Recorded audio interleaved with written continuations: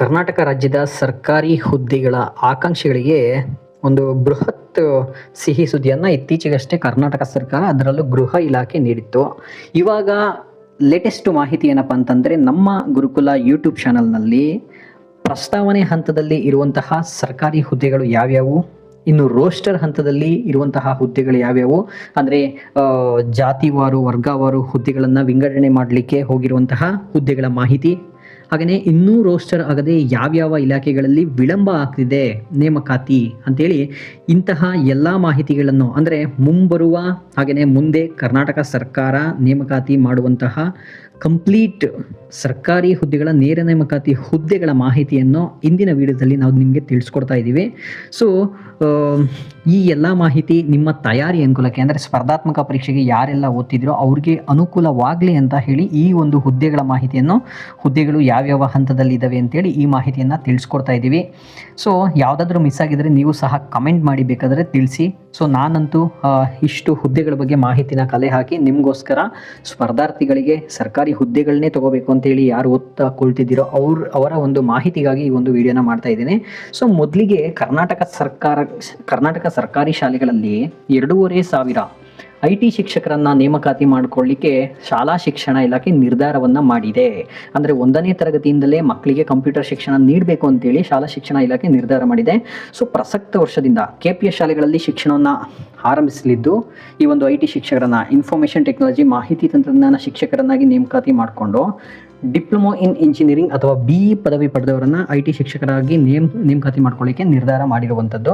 So ಇದಕ್ಕೆ ವೃಂದ ನೇಮಕಾತಿ ನಿಯಮವನ್ನು ರಚನೆ ಮಾಡಲಿಕ್ಕೂ ಸಹ ಒಂದು ತೀರ್ಮಾನ ಕೈಗೊಂಡು ಇದಕ್ಕೆ ಬೇಕಾದಂತಹ ಒಂದು ವ್ಯವಸ್ಥೆನ ಮಾಡ್ಕೊಳ್ತಿದೆ ಈ ಹುದ್ದೆಗಳನ್ನು ನೇಮಕಾತಿ ಮಾಡ್ಕೊಳ್ಳಿಕ್ಕೆ. ಸೊ ಈ ಒಂದು ಶಿಕ್ಷಕರಿಗೆ, IT ಶಿಕ್ಷಕರಿಗೆ 44,425ರಿಂದ 83,700ರವರೆಗೆ ವೇತನ ಶ್ರೇಣಿಯನ್ನು ನಿಗದಿ ಮಾಡಿರುವಂಥದ್ದು.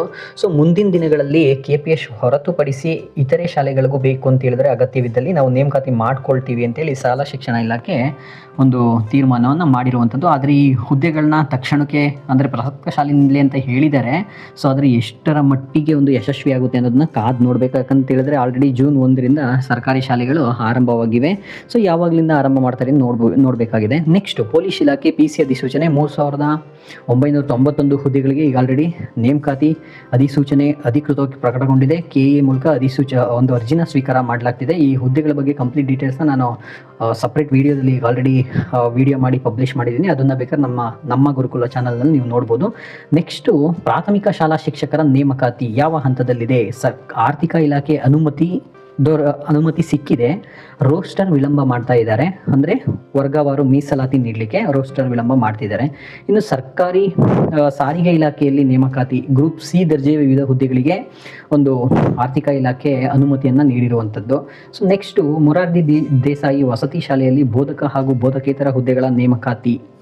ಸೊ ಕರ್ನಾಟಕ ಪರೀಕ್ಷಾ ಪ್ರಾಧಿಕಾರ ಕರ್ನಾಟಕ ಎಕ್ಸಾಮಿನೇಷನ್ ಅಥಾರಿಟಿ ಇದಕ್ಕೆ ಪ್ರಪೋಸಲ್ ಸಲ್ಲಿಕೆ ಆಗಿದೆ.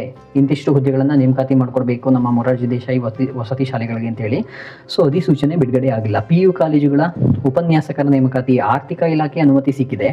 ಸೊ ಶೀಘ್ರದಲ್ಲೇ ನೇಮಕಾತಿ ನಿಯಮ ಅಂತಿಮಗೊಳಿಸದೆ ಸಮಯ ವ್ಯರ್ಥ ಮಾಡ್ತಿದ್ದಾರೆ ಅಂತೇಳಿ ಮಾಹಿತಿ ಸಿಕ್ಕಿರುವಂಥದ್ದು. ಇನ್ನು ಸಹಾಯಕ ಪ್ರಾಧ್ಯಾಪಕರ ನೇಮಕಾತಿ ಸರ್ಕಾರಿ ಪ್ರಥಮ ದರ್ಜೆ ಕಾಲೇಜುಗಳಲ್ಲಿ, ಪದವಿ ಕಾಲೇಜುಗಳಲ್ಲಿ ಸಹಾಯಕ ಪ್ರಾಧ್ಯಾಪಕರ ನೇಮಕಾತಿ ಆರ್ಥಿಕ ಇಲಾಖೆ ಅನುಮತಿಯನ್ನು ನೀಡಿದೆ. ಆದರೆ ರೋಸ್ಟರ್ ಮಾಡಲು ಇಲಾಖೆಯವರು ವಿಳಂಬ ಮಾಡ್ತಾ ಇದ್ದಾರೆ ಅಂತೇಳಿ, ಅದು ಬಿಟ್ಟರೆ ಬೇರೆ ಯಾವುದೇ ಸಮಸ್ಯೆ ಇಲ್ಲ ಅಂತೇಳಿ ಒಂದು ಮಾಹಿತಿ ಸಿಕ್ಕಿರುವಂಥದ್ದು. RDPR ಇಲಾಖೆಯಲ್ಲಿ ಗ್ರೇಡ್ 1 ಹಾಗೆಯೇ ಗ್ರೇಡ್ 2 ಕಾರ್ಯದರ್ಶಿ ಹುದ್ದೆಗಳ ನೇಮಕಾತಿ ಬಗ್ಗೆ KPSಸಿಯಿಂದ ವಾಪಸ್ ಇಲಾಖೆಗೆ ರೋಸ್ಟರ್ ವರ್ಗೀಕರಣಕ್ಕೆ ಒಂದು ಕಳಿಸಿರುವಂಥದ್ದು, ರಿಟರ್ನ್ ಕಳಿಸಲಾಗಿದೆ ಅಂತೇಳಿ KPSಸಿಯಿಂದ. ಇನ್ನು SDA second division accountant and assistant ಅಂತೇಳಿ, ಹಾಗೆಯೇ FDA ಮತ್ತು SDA ಹುದ್ದೆಗಳ ನೇಮಕಾತಿ ಕರ್ನಾಟಕ ಲೋಕಸೇವಾ ಆಯೋಗದಿಂದ ಆಯಾ ಇಲಾಖೆಗಳಿಗೆ ರೋಸ್ಟರ್ ವರ್ಗೀಕರಣಕ್ಕೆ ಒಂದು ಪ್ರಕ್ರಿಯೆಗೆ ಕಳಿಸಿಕೊಡಲಾಗಿರುವಂಥದ್ದು. ಯಾಕಂತ ಹೇಳಿದ್ರೆ SC/ST ಒಳ ಮೀಸಲಾತಿ ಒಂದು ಹೊಸ ನಿಯಮ ಜಾರಿ ಆಯ್ತಲ್ಲ, ಮೀಸಲಾತಿ ವರ್ಗೀಕರಣ ಆದ್ದರಿಂದ ಅಂತೇಳಿ. ಸೊ ನೆಕ್ಸ್ಟು ಪ್ರೌಢಶಾಲಾ ಶಿಕ್ಷಕರ ನೇಮಕಾತಿ ಆರ್ಥಿಕ ಇಲಾಖೆ ಅನುಮತಿ ನೀಡಿದೆ, ಆದರೆ ರೋಸ್ಟರ್ ವಿಳಂಬ ಮಾಡ್ತಾ ಇದ್ದಾರೆ ಅಂತೇಳಿ ಮಾಹಿತಿ ಸಿಕ್ಕಿರುವಂಥದ್ದು. ಅನುದಾನಿತ ಪ್ರಾಥಮಿಕ ಪ್ರೌಢ ಮತ್ತು ಪದವಿ ಪೂರ್ವ ಹಾಗೆ ಪದವಿ ಕಾಲೇಜುಗಳಲ್ಲಿ ಬೋಧಕರ ಹುದ್ದೆಗಳ ನೇಮಕಾತಿ. ಸೊ ಇಲ್ಲಿ ಕೆಲವು ಹುದ್ದೆಗೆ ಆರ್ಥಿಕ ಇಲಾಖೆ ಗ್ರೀನ್ ಸಿಗ್ನಲ್ನ ನೀಡೈತೆ, ಆದರೆ ಕೆಲವುಕ್ಕೆ ಬಾಕಿ ಇವೆ ಅಂತೇಳಿ ಮಾಹಿತಿ ಇದೆ ನಮಗೆ. ಕರ್ನಾಟಕ ರಾಜ್ಯ ಮಾಲಿನ್ಯ ನಿಯಂತ್ರಣ ಮಂಡಳಿಯಲ್ಲಿ ವಿವಿಧ ಹುದ್ದೆಗಳ ನೇಮಕಾತಿ ಬಗ್ಗೆ. ಸೊ ಇಲ್ಲಿ ಹುದ್ದೆಗಳ ವರ್ಗೀಕರಣ ರೋಸ್ಟರ್ ಹಂತದಲ್ಲಿದೆ. ನಂತರದಲ್ಲಿ ಒಂದು ಕರ್ನಾಟಕ ಎಕ್ಸಾಮಿನೇಷನ್ ಅಥಾರಿಟಿಗೆ ಪ್ರಸ್ತಾವನೆ ಸಲ್ಲಿಕೆ ಆಗುತ್ತೆ. ಸೊ KEನೇ ಎಕ್ಸಾಮ್ ನಡೆಸುವಂಥದ್ದು ನೇಮಕಾತಿಗಾಗಿ, ನೇರ ನೇಮಕಾತಿಗಾಗಿ. ಇನ್ನು ರಾಜ್ಯದ ವಿವಿಧ ಇಲಾಖೆಗಳಲ್ಲಿ ಖಾಲಿ ಇರುವ FDA SDA ಪ್ರಥಮ ದರ್ಜೆ ಸಹಾಯಕ ಹಾಗೆಯೇ ದ್ವಿತೀಯ ದರ್ಜೆ ಸಹಾಯಕ ಹುದ್ದೆಗಳಿಗೆ KPSCಯಿಂದ ವಾಪಸ್ ಇಲಾಖೆಗಳಿಗೇನೆ ರೋಸ್ಟರ್ ವರ್ಗೀಕರಣ ಪ್ರಕ್ರಿಯೆಗೆ ರಿಟರ್ನ್ ಮಾಡಲಾಗಿದೆ KPSCಯಿಂದ ಅಂತೇಳಿ. ವಸತಿ ಶಿಕ್ಷಣ ಸಂಸ್ಥೆಗಳಲ್ಲಿ ಟೀಚಿಂಗ್ ಆ್ಯಂಡ್ ನಾನ್ ಟೀಚಿಂಗ್ ಪೋಸ್ಟ್ಗಳ ಒಂದು ರಿಕ್ರೂಟ್ಮೆಂಟು. ಸೊ ಈಗಾಗಲೇ KEಗೆ ಪ್ರಸ್ತಾವನೆ ಸಲ್ಲಿಕೆಯಾಗಿದೆ. ಸೊ ನೋಟಿಫಿಕೇಶನ್ನು ಶೀಘ್ರದಲ್ಲೇ ಬಿಡುಗಡೆಯಾಗುವಂಥದ್ದು. ಸೊ ತಾಂತ್ರಿಕ ಶಿಕ್ಷಣ ಇಲಾಖೆಯ ಬೋಧಕ ಹುದ್ದೆಗಳ ನೇಮಕಾತಿ ಬಗ್ಗೆ ರೋಸ್ಟರ್ ಪ್ರಕ್ರಿಯೆ ವಿಳಂಬ ಮಾಡ್ತಾ ಇದ್ದಾರೆ ಅಂತೇಳಿ ಮಾಹಿತಿ ಇರುವಂಥದ್ದು. ಸೊ ಇನ್ನು ಕಂದಾಯ ಇಲಾಖೆಯಲ್ಲಿ ಉಪ ನೋಂದಣಾಧಿಕಾರಿಗಳು ಹಾಗೆಯೇ ಅಂದರೆ ಸಬ್ ರಿಜಿಸ್ಟ್ರಾರ್ ಹಾಗೆಯೇ SDA FDA ಹುದ್ದೆಗಳ ನೇಮಕಾತಿ. ಸೊ ನೋಡಿ, ಇಲ್ಲಿನ ಹುದ್ದೆಗಳಲ್ಲಿ VAO ಬಿಟ್ಟು ಬೇರೆ ಯಾವುದೇ ಹುದ್ದೆಗಳನ್ನು ನೇಮಕಾತಿ ಮಾಡ್ಕೊಳ್ಳಿಕ್ಕೆ ಕಂದಾಯ ಇಲಾಖೆ ಆಸಕ್ತಿನ ವಹಿಸ್ತಿಲ್ಲ ಅಂತೇಳಿ ಒಂದು ಸ್ಪರ್ಧಾರ್ಥಿಗಳ ಒಂದು ಆಕ್ರೋಶವೂ ಸಹ ವ್ಯಕ್ತವಾಗ್ತಾ ಇದೆ.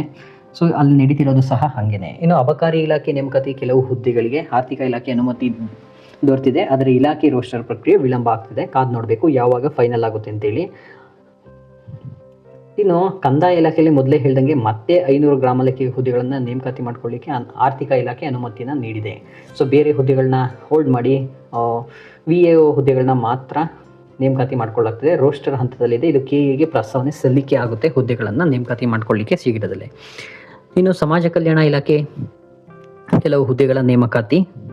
ಅಲ್ಲಿ ಕೆಲವು ಹುದ್ದೆಗಳಿಗೆ ಆರ್ಥಿಕ ಇಲಾಖೆ ಗ್ರೀನ್ ಸಿಗ್ನಲ್ನ ನೀಡಿದೆ. ಉದಾಹರಣೆಗೆ ಹಾಸ್ಟೆಲ್ ವಾರ್ಡನ್ ನೇಮಕಾತಿ ನೋಡ್ಬೋದಲ್ಲಿ. ಸೊ ಇನ್ನು ಪಂಚಾಯತ್ ರಾಜ್ ಹಾಗೆ ಪಂಚಾಯತ್ ರಾಜ್ ಮತ್ತು ಇಂಜಿನಿಯರಿಂಗ್ ಇಲಾಖೆಯಲ್ಲಿ ಅಂದರೆ ಲೋಕೋಪಯೋಗಿ ಇಲಾಖೆಗಳಲ್ಲಿ ಕಾದಿರುವ 67 ಸಹಾಯಕ ಇಂಜಿನಿಯರ್, 145 ಕಿರಿಯ ಇಂಜಿನಿಯರ್ಗಳ ಒಂದು ವೇಕೆನ್ಸಿ ಫಿಲ್ಲಿಂಗ್ ರಿಲೇಟೆಡ್ ಒಳ ಮೀಸಲಾತಿ ಒಳಗೊಂಡಂತೆ ಆರ್ಥಿಕ ಇಲಾಖೆಗೆ ಪ್ರಸ್ತಾವನೆ ಸಲ್ಲಿಕೆ ಆಗುತ್ತೆ ಅಂತೇಳಿ ಮಾಹಿತಿ ಇರುವಂಥದ್ದು ಸದ್ಯದಲ್ಲೇ.